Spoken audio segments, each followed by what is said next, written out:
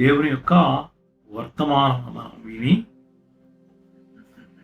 దేవుడు మనకు మన జీవితాల్లో ఎలాగో ఈ లోకంలో జీవించాలో కొన్ని విషయాలను మనం ధ్యానిస్తూ వస్తున్నాం. ఈరోజు దేవుని యొక్క వాక్యమునకు సహాయకరంగా కొన్ని భాగాలను పరిశుద్ధ గ్రంథంలో నుంచి చదువుకున్నాము. మొదటిగా సేమ్ అగైన్ మళ్ళీ 1 Peter 5:5 పేతురు రాసిన మొదటి పత్రికలో 5వ అధ్యాయము 5వ వచనం చదువుకున్నాము. రెండవదిగా 2 Chronicle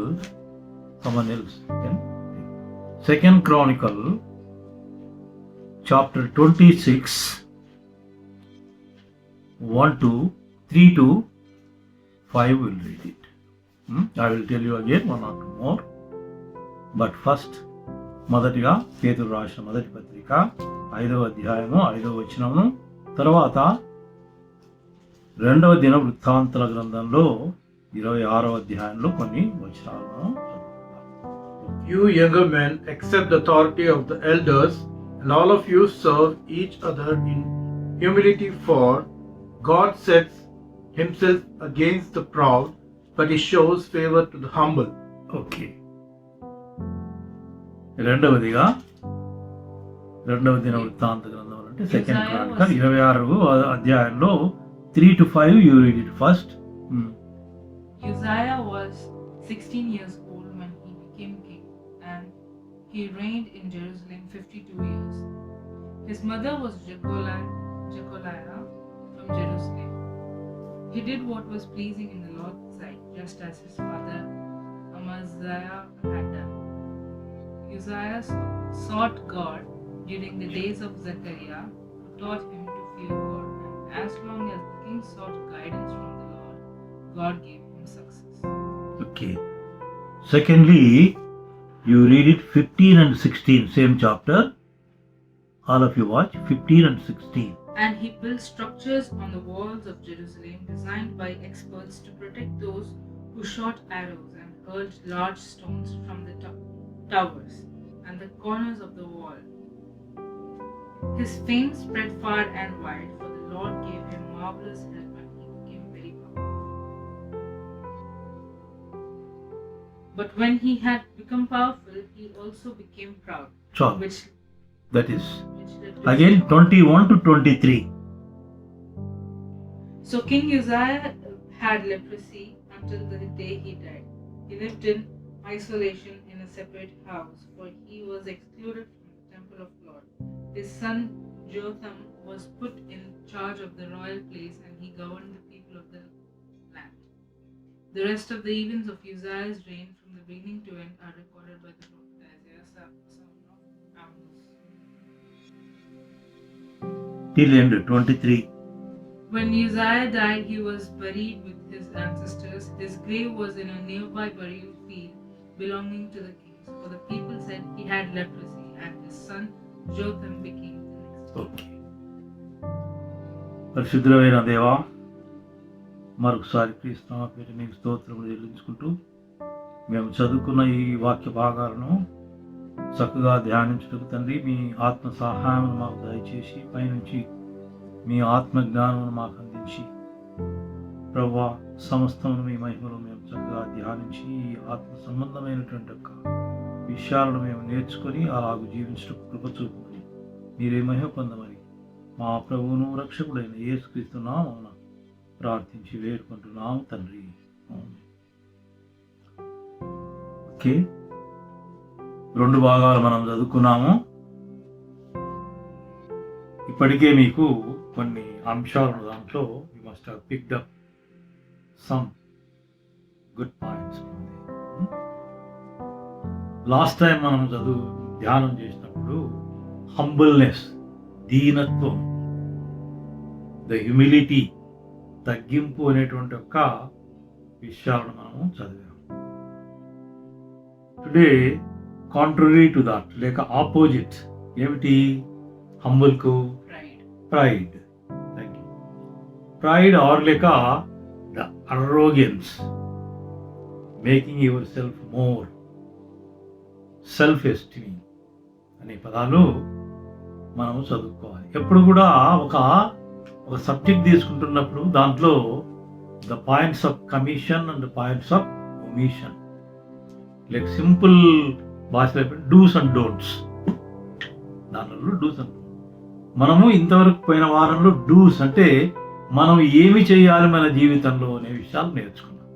humbleness is the one we should adapt.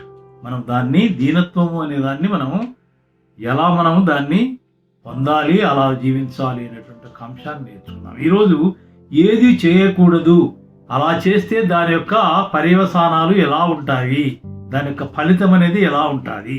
If you do such thing, what are the disadvantage or the repercussions, evil things that you are having అనే అంశాన్ని మనము ఈరోజు మన అంశం వచ్చేసి ప్రైడ్ లేక అరోగెన్స్. దీని గురించి మనము చదువుకున్నాం. ఈ యొక్క చదువుకున్నటువంటి ఒక భాగంలో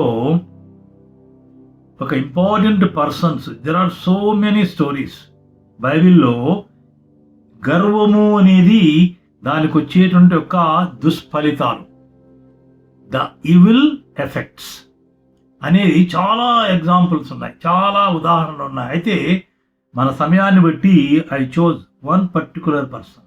ఈరోజు మనము ఉజ్జయా అనేటువంటి ఒక గొప్ప రాజు, యూదారాజు, is a Jewish king of Judah. ఆయన జీవితంలో కొన్ని పాఠాలు, the lessons from his life, మనం ఈరోజు ధ్యానము చేద్దాం. ఉజ్జయ అనే పేరు దానికి 2 దినవృత్తాంతాల్లో, నాట్ ఓన్లీ ఇన్ క్రానికల్స్, దినవృత్తాంతాలలో కాకుండా రాజుల చరిత్రలో కూడా మనము 2 Kings 14 and 15 చాప్టర్లో చూస్తే అతని పేరు ఎందుకో మరి, maybe some time we call it Jessica, only three means, but some time the honey and we call its also Sarah. Maybe I do not know what is the reason. ఆయన పేరును Azariah అని కూడా మీకు you can see it in the king chapter 14:21. Azariah అని చెప్పబడింది. Azariah meaning వచ్చేసి the God helps, the help of God. ఆయన తర్వాత ఇక్కడ ఉజ్జయ ఆర్ ఉజ్జయ, వాట్ ఎవరి కాల్, తెలుగులో ఉజ్జయ. ఈ ఉజ్జయ అనే దానికి పదం యొక్క అర్థం ఏమిటంటే దేవుని యొక్క బలము, is the strength of the God. దేవుని the strength of the God. అక్కడ దేవుని సహాయమును పొందాడు, దేవుని సహాయం ద్వారా దేవుని బలమును పొందాడు. With the help of God as Azariah, now he is called as Uzziah, is the strength of God. దేవుని యొక్క బలమును పొందాడు.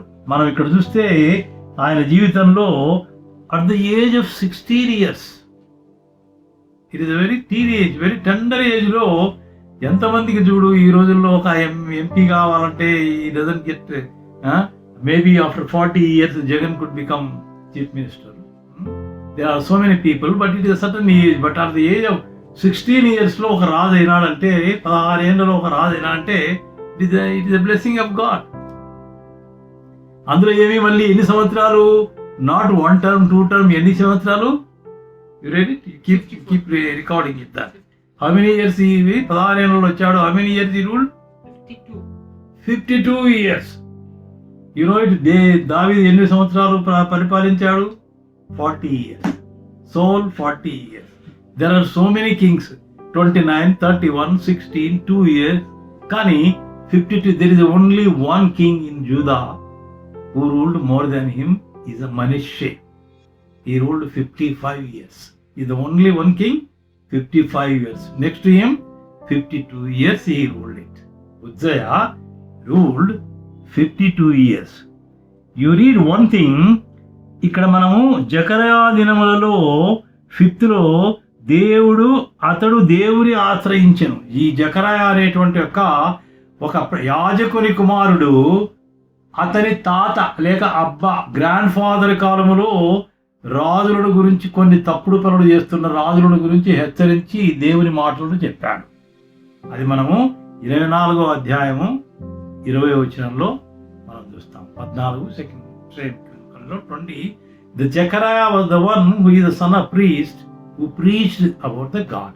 బహుశా చిన్న సమయంలోనే ఆ మాటలు విన్నాడేమో. ఆ మంచి మనస్సు అనేది ఇతనికి కలిగింది.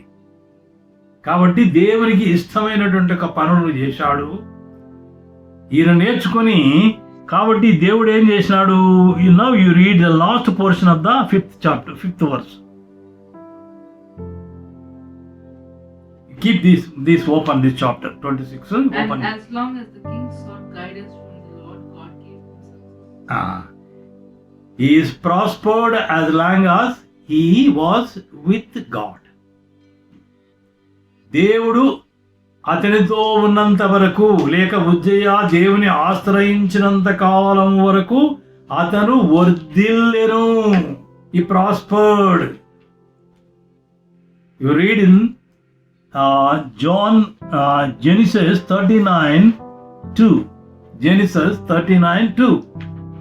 ఆదికాండము 39వ అధ్యాయము 2వ వచనం.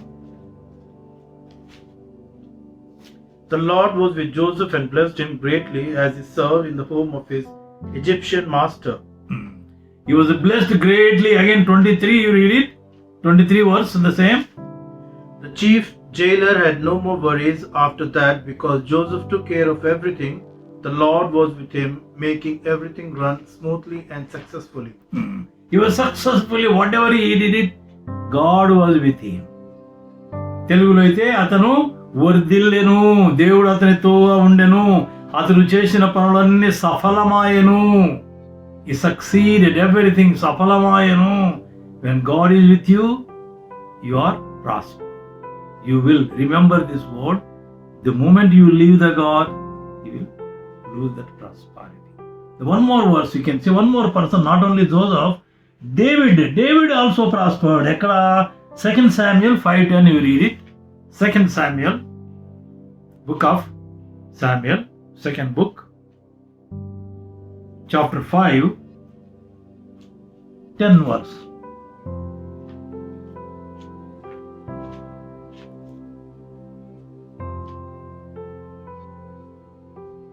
And David became more and more powerful because the Lord God Almighty was with him. He written in the verse were powerful, but తెలుగులో వర్ధిల్లెను. He was prospered. దేవుడు, ఎందుకంటే దేవుడు అతనితో ఉండను కాబట్టి దావీదు వర్ధిల్లెను. Now come 24 and read in this itself 24. 6:24, huh? 5:24. Same Second Chronicle 15:2, you read it. 15:2, Second Chronicle 15:2. 2. And he went out to meet King Asa as he was returning from the battle. Listen to me, Asa, he shouted. Listen, all you people of Judah and Benjamin. The Lord will stay with you as long as you stay with him. Whenever you seek him, you will find him. But if you abandon him, he will abandon you. So ఇక్కడ ప్రవక్త రాజుకు హెచ్చరిక చేస్తున్నాడు. దేవుడు నీతో ఉన్నంత కాలము you will prosper. ఆయన ఇచ్చిన మాటలను గైకొని, ఆయన ఆజ్ఞను అనుసరించి, ఉపదేశముల నుంచి నేను నడుచుకున్నట్లయితే దేవుడు నిన్ను ఆశీర్వదిస్తాడు. ఎప్పుడైతే you leave the Lord, Lord will leave you, he will forsake you. ఇది మనకు నేర్చుకుని ఇప్పుడు మనం ఏం చేశాము? ఉజ్జయ ఈ prospered so much, his fame spread into so much area. మనం చూసాము ఆయన కీర్తి వర్ధిల్లెను. ఐగుప్తు నుంచి అనేక దేశాలు, ఆ చుట్టుపక్కల ప్రాంతాలంతా కూడా ఆయన కీర్తి, his fame was spread, so had a great name. అతని యొక్క వర్ధిల్లాడు. దేవుడు అతను సహాయం చేసినంత వరకు. ఇంకా మనము 6 to 18, if you read it, what all the good things he did it. ఇక్కడ మనము 6 to 8 అయితే ఏం చేశాడంటే, అతను యుద్ధాలు, ఫిలిస్తీన్లతో యుద్ధం చేశాడు, మొహదేయులతో యుద్ధం చేశాడు, అరబ్బీయులతో యుద్ధం చేశాడు. You can keep on later, you read it. He fought the war with so many enemies. The Philistines were so strong, they were so great people, great statue. అలాంటి ఫిలిస్తీన్లతో ఆయన యుద్ధం చేసి యుద్ధాన్ని గెలిచాడు. అరబ్బీలతో యుద్ధం చేసి గెలిచాడు. మొహోదీయులతో యుద్ధం చేసి గెలిచాడు. దేవుని యొక్క సహాయం అతనికి ఉన్నది కాబట్టి ఆయన యుద్ధములన్నీ గెలిచాడు. Number 2, he fought the great wars and won it.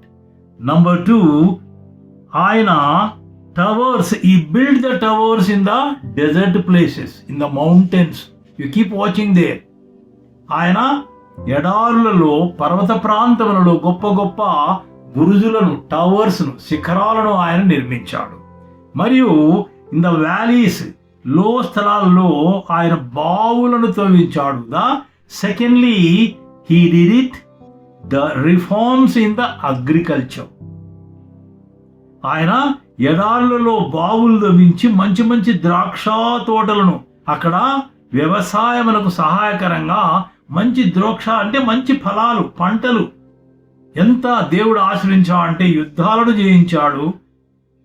పర్వత ప్రాంతాల్లో, తగ్గులు మిట్టలు ఉన్నటువంటి ప్రాంతాల్లో బావులను తవ్వించాడు. మంచి పంటలను, ద్రాక్ష తోటలను ఆయన పండించాడు. Number 2. Number 3, he did it a great reforms in the military armors, rather military weapons. ఆయన యొక్క సోల్జర్స్ ను, ఆయన సైన్యాన్ని ఎంతగా ఆయన విస్తరింపజేశాడంటే the arrows, the great stone and the great missions. మొట్టమొదటిసారిగా ఆయన ఆ కాలంలో యుద్ధములు, ఆరోస్ అంటే అంబులతో వాళ్ళు యుద్ధాలు చేసేవారు, కత్తులతో, స్వోర్డ్స్తో యుద్ధాలు చేసేవారు, గొప్ప గొప్ప రాళ్లను విసిరి వాళ్ళు యుద్ధాలు చేసేవారు. అయితే now you read it in the ఈ మేడ్ డివైజెస్. మనం 15th చాప్టర్లో చూడండి, 15 verse 26, 15 verse. And he produced machines mounted on the walls of Jerusalem, designed by brilliant men to shoot arrows and hurl stones from the towers. And అంతవరకు he is the first king who invented a mission. Through the mission you can fire, you can shoot the stones and the arrows by the mission. He is the first king who invented missions. చూడండి, దేవుని యొక్క సహాయంతో ఆయన చేసినటువంటి యొక్క గొప్ప పనులు ఎలా అంటే, యంత్రాలను కనిపెట్టి యంత్రాల ద్వారా, మిషన్ల ద్వారా, ఆటో లైక్ ఆ రోజు మాన్యువల్గా కాకుండా అవి ఆ మిషన్స్ అనేది ఇన్వెంటెడ్ చేశాడు ఆయన కాలంలో. సో ఇది 3 great things with the help of God he invented. అందుకే ఆయన కీర్తి, ద ఫేమ్ ఎంత దూరం వ్యాపించిందంటే, గ్రేట్ కింగ్, దేవుడు చేసిన సహాయం బట్టి ఆయనకు గొప్పతనము, ఆయన గొప్ప పేరు ఎంతవరకు వ్యాపించిందంటే, నా ఆ ఈజిప్టు, ఆ చుట్టుపట్ల యెరూషలేము, ఇస్రాయేలు ప్రాంతాలు, సిరియా ప్రాంతాలు, ఆ ప్రాంతాలంతా ఆయన పేరు, ఆయన కీర్తి అంత వ్యాపించింది. ఇవన్నీ వచ్చే వరకు ఏమైంది తెలుసా ఆయనకు? ఏమైంది? Now 16th hourలో there is a one word is called but. These buts and ifs are always, there are troublesome conjunctions. But ఇక్కడ వచ్చేసింది ఆయన. ఏమిటి? ఎప్పుడైతే ఆ గొప్ప బలమును, ఆ కీర్తిని సంపాదించాడో, అయితే అతడు స్థిరపడగానే, ఎన్ని గొప్పతనము, గొప్ప పేరు రాగానే మనసున గర్వించి, he became the proud in his heart. ఏం చేశాడు? ఇంకా రాజు పరిపాలన చేయాలి. he should govern the people, administration, welfare of the people, వారి యొక్క బాగోగులు, రాజ్యంలో ఆయన యొక్క ఏమేమి ఎలా చేయాలో ఇవన్నీ చేశాడు, మంచిదే.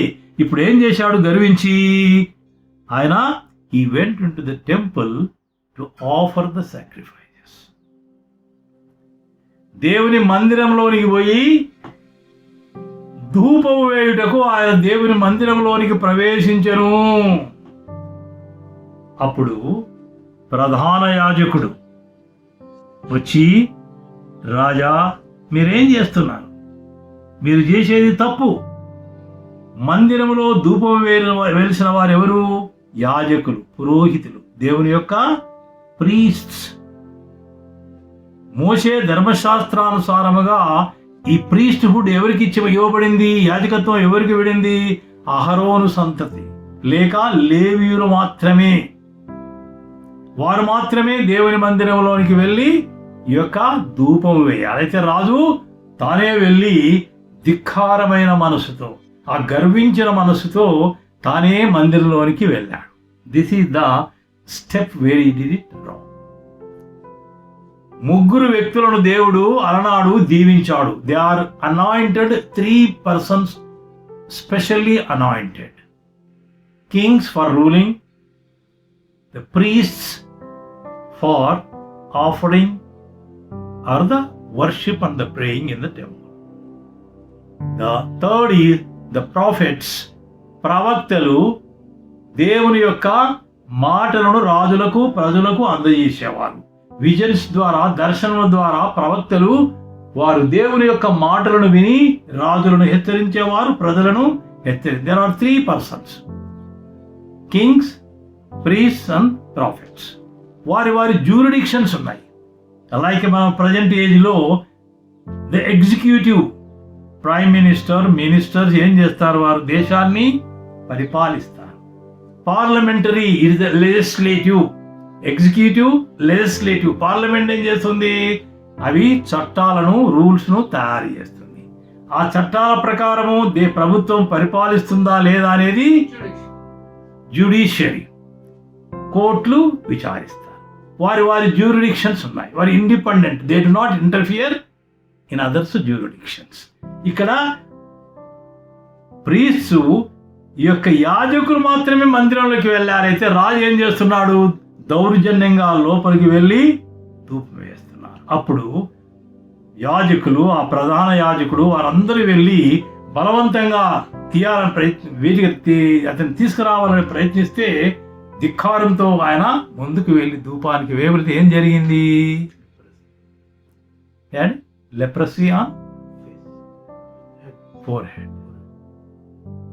చూడండి, దేవుడు తను తప్పు చేసిన దానికి ఏం చేశాడు? తాను చేయకుండా ఆ యొక్క గర్వముతో నేను మాత్రం ఎందుకు వేయకూడదని దేవుని యొక్క మందిరంలోకి వెళ్ళి ఆ ధూపం వేసినప్పుడు ఏం చేసింది? లెప్రసీ వచ్చింది. అతనికి రోగం, లెప్రసీ అంటే నాకు గుర్తు రావడం లేదు, కుష్ఠరోగం. కుష్ఠరోగం వచ్చింది. కుష్ఠరోగం వచ్చిన వాళ్ళు ఏం చేస్తారు? కుష్ఠరోగంలో ఏం చేస్తారు? బయట పాలం వెలుపల, out of the camp they are kept, isolated, like we are seeing the quarantine. They are isolated. They are not allowed to mix with the people. Number 1, అహరోను సంతతి కాకుండా ఎవరైనా కానీ దౌర్జన్యంగా ఈ మందిరంలోనికి వెళ్ళి పూజ చేస్తే they are to be dead. They will be killed.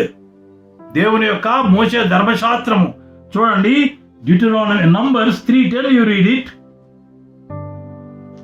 Numbers, సంఖ్యాకాండము 3వ అధ్యాయము 10.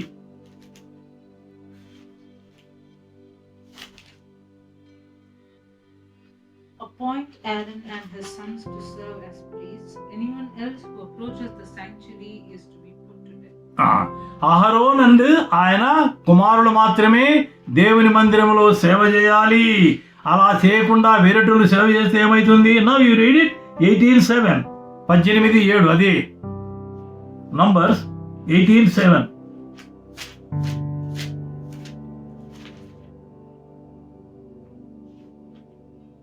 But only you and your sons may serve as priests in connection with everything at the altar and inside the curtain. I am giving you the service of the priesthood as a gift. Anyone else who comes near the sanctuary is to be put to death. So clear it is. ఇప్పుడు ఈ రాజుకి ఏం జరగాలి? He should be put to death. తాను చేసిన దానికి ఒక ఉజ్జా అనేటువంటి దావీదు కాలంలో మందసములు తీసుకొని వస్తున్నప్పుడు, ఒక కొత్త బండిలో తీసుకొస్తున్నప్పుడు ఉజ్జా చేయి పెట్టాడు మందసం మీదికి. ఉజ్జా లేవీయుడు కాదు. That you can read in the 2 Samuel. చేసినప్పుడు ఏం చేస్తాడు? ఎంటబడితను చచ్చిపోతాడు. దావీదు భయపడతాడు. ఎందుకంటే మందసాన్ని లేవీలు మాత్రమే పోయాలి. మందసం తయారు చేసినప్పుడు మోతకర్రలు అని ఉన్నాయి, రింగ్స్ ఉన్నాయి. మందసం అంటే ఒక పెట్టెలాగా ఉంటుంది మందసం, ఇట్ ఈస్ ఆర్క్. రింగ్స్ ఉన్నాయి, దాంట్లో మోతకర్రలు క్యారింగ్ రాడ్స్ ఉన్నాయి. అవి కేవలము లేవీయులు వాళ్ళ షోల్డర్ల మీద మోయాలి, బండి మీద మోయకూడదు. తప్పు చేసినందుకు ఏం జరిగింది? ఉజ్జా చేయి పెడితే ఉజ్జా చనిపోయాడు. ఇది హిస్టరీలో జరిగినటువంటి ఒక వాస్తవం. ఇప్పుడు ఏం చేయాలి మరి? ఈ ఉజ్జా కూడా చనిపోవాలి. డెత్. కానీ మనం చూస్తాము ఆ డెత్ కంటే కూడా, ఆ యొక్క మరణం కంటే హీనమైనటువంటి యొక్క బ్రతుకులు దేవుడు ఎలా ఇచ్చాడో చూడండి. ఆయనకి ఏం జరిగింది? కుష్టు వచ్చింది. కుష్టు వస్తే ఎక్కడ ఉండాలి వాళ్ళు? Now he is no more in the king, no more on the throne. ఆయన సింహాసనం మీద ఉండకూడదు, బయట ఉండాలి. చూడండి, read Leviticus chapter 13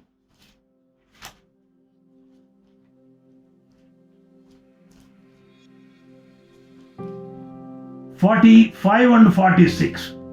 Anyone with such a defiling disease must wear torn clothes. Let their hair be unkempt.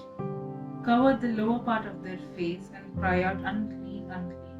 As long as they have the disease, they remain unclean. They must live alone. They must live outside the camp. ఎలాంటిది? ఒక కుష్ఠరోగముకు వచ్చిన వాళ్ళు ఇవన్నీ shave చేసుకొని, అవన్నీ కొరిగించుకొని, బట్టలు తీసుకొని, తల కొట్టుకొని, ఇట్లా మొహాన్ని కప్పుకొని, నేను అపవిత్రుణ్ణి, ఐఎమ్ అన్క్లీన్, నా దగ్గరికి రావద్దు. ఈరోజు మనం పాజిటివ్ వస్తే దాచుకుంటున్నాం, బయటికి చెప్పకుండా. మనము అలాంటి షేవ్ ఉంటుందండి. మరి ఆ రోజుల్లో it is publicly I have to announce. పురోహితుని ఇతను కుష్ఠరోగం ఉందంటే, ఆ కుష్ఠరోగం ఉన్నవాడు ఏం చేయాలా? అవన్నీ కొరిగించుకొని, అదంతా తీసుకొని, బట్టలు తీసివేసి, ఒకటి గోరెపట్ట కట్టుకొని, నేను అపవిత్రుణ్ణి అని చెప్పి, వాడు పాలము బయటలో is isolated, so away from the dwelling place. ఆ క్యాంప్ నుంచి అతను దూరంగా ఉండేవాడు. ఇది నియమము. కుష్ఠరోగికి అలనాడు మోసే ధర్మశాస్త్ర నిర్మించినటువంటి ఒక నియమం. ఈరోజు ఏం జరిగింది? మనం చదివాము 21, 23లో చదివితే, అప్పుడు ఆయనను బయట ఉంచారు. సింహాసనము లేదు, ఇంట్లో కూడా ఉండేందుకు లేదు, ఒక రూమ్లోనే ఎక్కడో చోట ఉంటానని లేదు. అతనికి బయట పెట్టారు, సపరేట్గా బయట పెట్టారు, ఎక్కడా వచ్చేందుకు లేదు. Isolated, అపవిత్రుడు.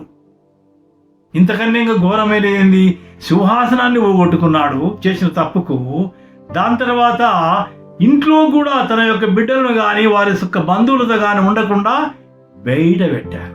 He was isolated, kept away from the house, away from the kingdom, away from the throne.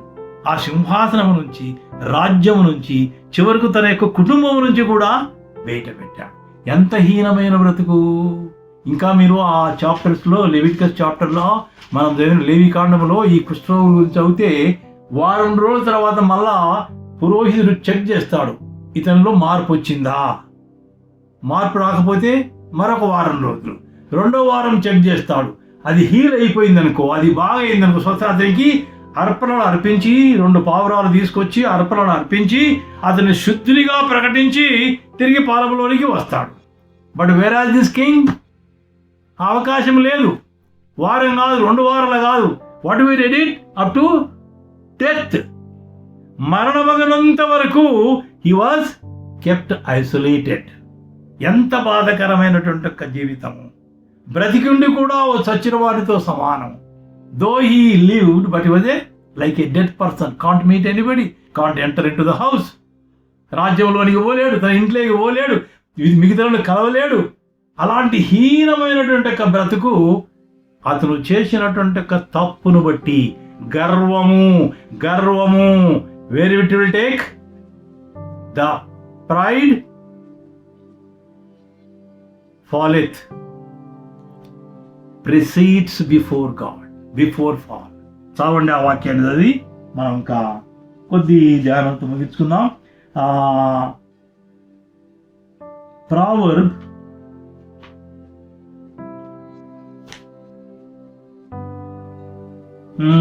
it is 16 and 18. I think so. It is 16 and 18. Proverb. Pride goes before destruction and haughtiness before a fall. గర్వము నాశనమునకు ముందు నడుస్తుంది. Now that is an indication. The moment you pride comes, now you are going to, నువ్వు పడిపోయేందుకే, నాశనానికి ముందు, పడిపోయటానికి ముందు గర్వము. Please remember the pride, how much it is, how ఈ will effect, what kind of the repercussion. దయచేసి humble bless you, brings you exalting position. తగ్గించువాడు హెచ్చింపబడును. God will exalt you in the right time. But the pride, he oppresses, he resisteth. ఇంకా ఏముంది నీ వర్స్లో ఏముంది? Pride goes before destruction. God and resist అనేది ఏదో first Peter 5:5 last పోర్షన్లో, 5:5 last పోర్షన్లో దేవుడు దాన్ని ఎదురిస్తాడు.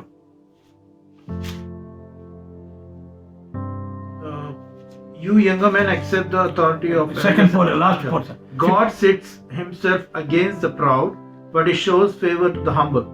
He says against the proud అన్నాడా? In some of the version the oppress, ఆయన ఎదురించును. If God is against you, can you fight against him? Is it possible? Opposes. If God opposes, you can't have the favor. So this is the thing. And lastly, I want to tell you, in the last portion, how it is burial taken place. ఏ విధంగా అతను పాతి పెట్టబడ్డాడు చనిపోయిన తర్వాత? అవే from the Kings tombs. అతను తెలుగులో చూడు, రాజులకు సంబంధించినటువంటి యొక్క పొలములో. మీరు earlier chapters keep on reading, when each king, Asha, జోషయా, జెహోషాపాత్, ఈ రాజులంతా చనిపోయినప్పుడు వారు ద స్పెషల్ కింగ్స్ కోసము టూమ్స్ సమాధులు ఉన్నాయి. ఆ సమాధులలో ద సిటీ ఆఫ్ డేవిడ్, దావీదు పట్టణములో రాజుల సమాధులలో వారిని ఘనంగా చేసేవారు, వారిని మౌనింగ్ చేసేవారు. ఇతనికి ఏం చేసినారు? పొలంలో వాళ్ళకి సంబంధించినది పొలం ఉంటే ఆ పొలంలో ఇతన్ని బరియలు చేశారు. వాట్ కైండ్ ఆఫ్ ద డిమోరలైజేషన్ అంటే, ఇంకా ఇంతకన్నా హ్యూమిలిటీ ఏం కావాలా దేవుడు? చూసండి, ఒక్క ప్రైడ్ అనేది, గర్వం అనేది మనిషిని దేవుడు ఏ విధంగా శిక్షిస్తాడో దయచేసి మనం ఈరోజు నేర్చుకున్న పాఠం ఏమిటంటే, the humble is the blessedness. దీన మనసు గలవారు, అలాంటి వారిది దేవుని రాజ్యం. ఆత్మయందు దీనుడైన వారు. వేరాజ్ మనం గర్వము లేక అతిశయము, the arrogance, the haughtiness or the self esteem, నాకంటే ఎవడు లేడు, నేనే గొప్పవాడిని అనేటువంటి ఒక గర్వము నీ హృదయంలో ప్రవేశించినట్టయితే అది నిన్ను ఎలాంటి నాశనం చేస్తుందో ఈరోజు దేవుని వాక్యము మనలను హెచ్చరిస్తుంది. కాబట్టి మనము గర్వపడక మన జీవితాల్లో దేవుడిచ్చినప్పుడు, ఆశ్రయించినప్పుడు మనం కృతజ్ఞులమై జీవించాలి. We should be thankful. The gratitude అనేది ఉండాలి. కానీ గర్వం అనేది మనకున్నటువంటి సంపదను బట్టి, ఆస్తిని బట్టి, అంతస్తును బట్టి, మంచి విద్యను బట్టి, అందమును బట్టి గర్వం అనేది రాకూడదు. కానీ దీనత్వము, దేవునికి కృతజ్ఞులమై మనం జీవించాలి అని ఈరోజు దేవుని వాక్యం ద్వారా మనం నేర్చుకుంటున్నాము. దేవుడి వాక్యాన్ని మనం నిమిత్తం దీవించగాక. చిన్న ప్రార్థన చేసుకొని కూడికను ముగించుకున్నాం. పరిశుద్ధమైన మా దేవా, కృపా కనికరం గల మా ప్రభువా, ఈ ఆరాధన కుడికినంతా కూడా తండ్రి మీ ఆత్మ నడిపింపులో నడిపించి మాకు చక్కని వాక్య సందేశం ఇచ్చినందుకు మీకు స్తోత్రాలు. మా ఆరాధన ద్వారా మీరు మహిమపరచబడ్డారని నమ్ముచున్నాము నాయనా. కుటుంబ సమేతంగా మీ సన్నిధిలో ఇలా చేరి స్తుతించి ఆరాధించి ధన్యత ఇచ్చినందుకు మీకు స్తోత్రాలు తండ్రి. ప్రస్తుతం ఉన్నటువంటి యొక్క ఆటంకాల వల్ల, ఈ కరోనా వైరస్ వల్ల తండ్రి మరి అనేక స్థలాల్లో, సంఘాలలో తండ్రి మరి చాలా తక్కువ సంఖ్యలో కూడుకుంటున్నారు. కొందరైతే కుటుంబాల్లో తండ్రి ఆరాధిస్తున్నారు నాయన. అలాంటి ఆరాధనలు మీరు స్వీకరిస్తున్నారని నమ్ముచున్నాము నాయన. స్తోత్రాలు ప్రభువా. ప్రపంచంలోనేమి మరి మా దేశంలోనేమి కరోనా వైరస్ వల్ల అనేక మంది మరణించుచుండగా తండ్రి మీ కృప చూపండి నాయన. ఈ కరోనా వైరస్ తగ్గించండి. అలనాడు దావీదు కాలంలో ఏ రకంగా తెగులును మీరు తీసివేశారు నాయన. మీ గొప్ప కనికరమును బట్టి మేము వేడుకుంటున్నాం నాయన. Lord, we plead as for the great mercy of Thine. Lord, we do not have any eligibility to request and to pray. మా దేవా మా తండ్రి ఈ యొక్క భయంకరమైన వారి నుంచి ప్రజలను కాపాడండి. ప్రజలను తిరిగి నార్మల్ లైఫ్ అనేది మాకు దయచేయండి నాయన. బయటికి వెళ్ళి తండ్రి మా యొక్క జన జీవితాన్ని చక్కగా కొనసాగించడానికి సహాయం చేయమంటాం. ఉదయకాలంలో మరొకసారి తండ్రి మా కుటుంబాన్ని ఇలా చేర్చి మీ సన్నిధిలో స్తుతించే భాగ్యం ఇచ్చినందుకు మీకు స్తోత్రాలు తెలుసుకుంటున్నాం. వేరు స్థలాల్లో ఉన్న మా ప్రియమైన బిడ్డలను వారి కుటుంబాలను కూడా మీరు ఆదరించి వారున్న స్థలాల్లో వారు మిమ్మల్ని స్తుతించి మహిమపరచడం తండ్రి వారికి ధన్యత దయచేయమని వేడుకుంటున్నాం నాయన.